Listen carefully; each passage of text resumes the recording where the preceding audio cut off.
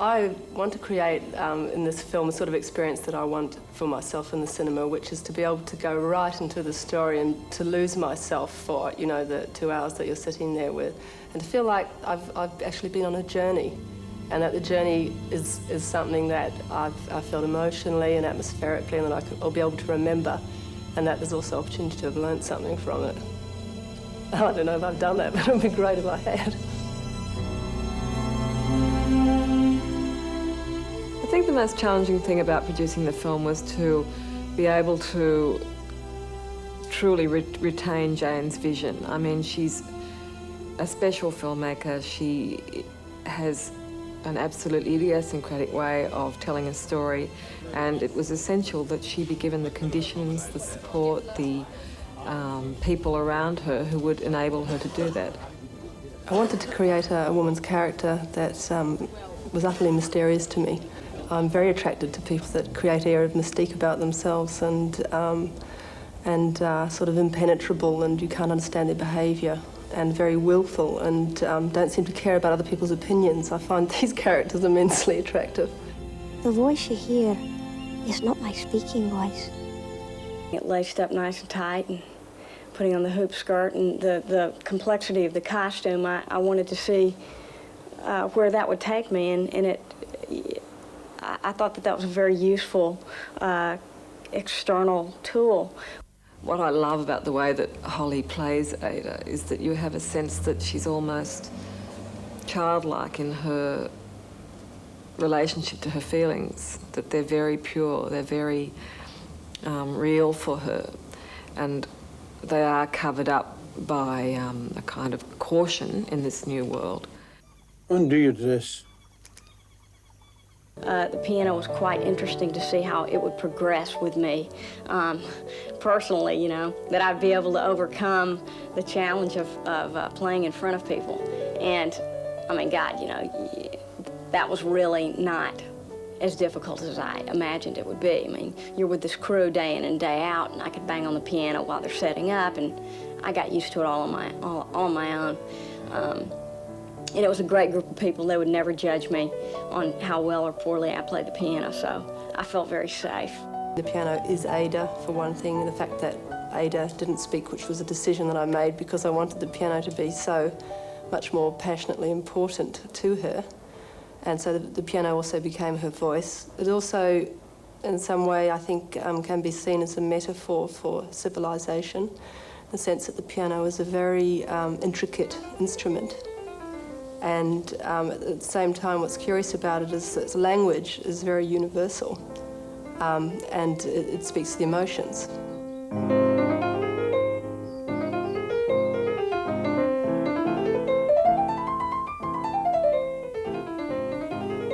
Just technically in that the sign language and the piano playing were two things that I had to look like I'd been doing all of my life.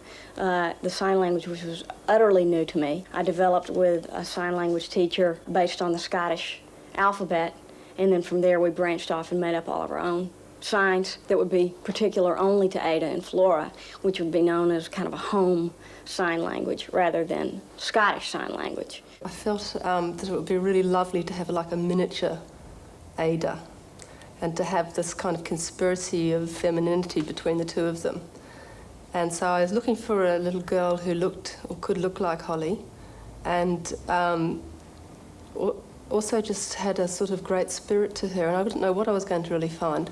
This film explores the both the desperate and the wonderful things that happen between men and women in a way that's not often done in films.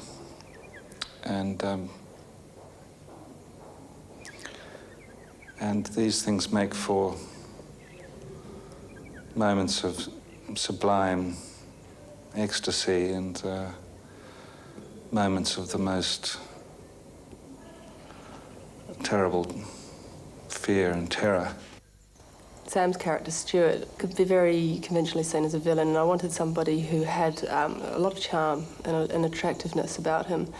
And I don't like that sort of very obvious idea of villain at all. It's boring to me. I feel we've all got abilities to be quite cruel in our lives and also to be kind. And I think Stuart's main problem is his ignorance and his pomposity.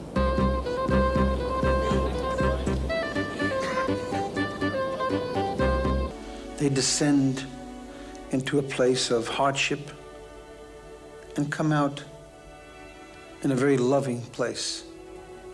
But without that risk, without that suffering, they would not have arrived at this oneness that they share. Love, family. It suddenly occurred to me that there was an innocence about sex, eroticism and love that was very difficult for people in this modern age to achieve. We grow up with this, most of us, you know, particularly women, I think men too, with the idea that, you know, one of the great achievements of life is a really full-fledged sexual love affair and relationship. And we read endless magazines about it and books which help inform us, you know, on proper lovemaking. And so something of the innocent. Really, the other way I understand myself as a director for actors is changing all the time.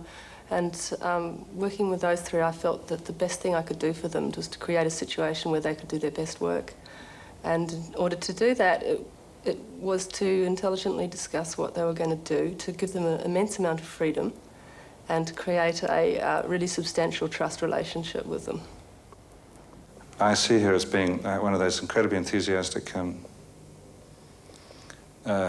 people that are in your corner when you're at boxing.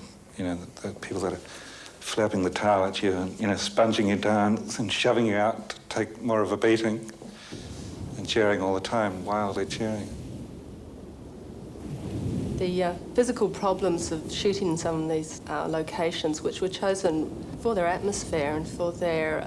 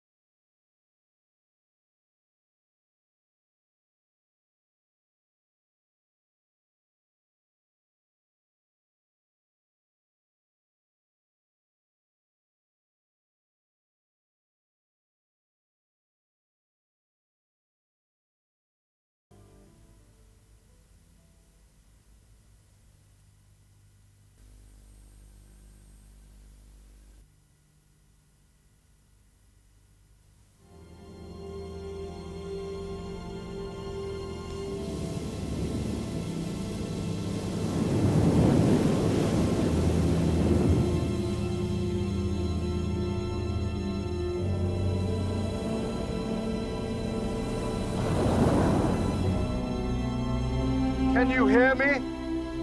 I'm not gonna call him Papa. I'm not gonna call him anything. So we can say goodnight.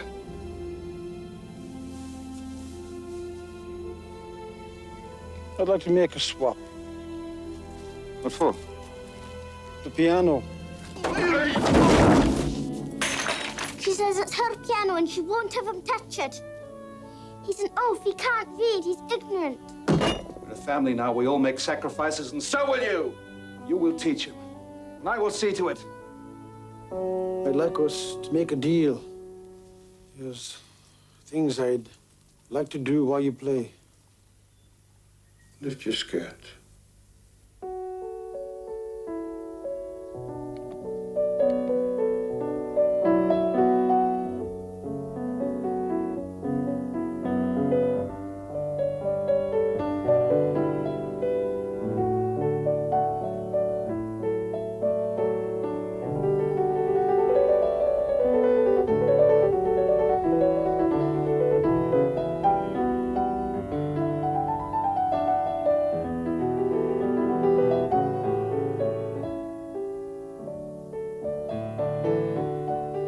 She does not play the piano as we do, Nessie.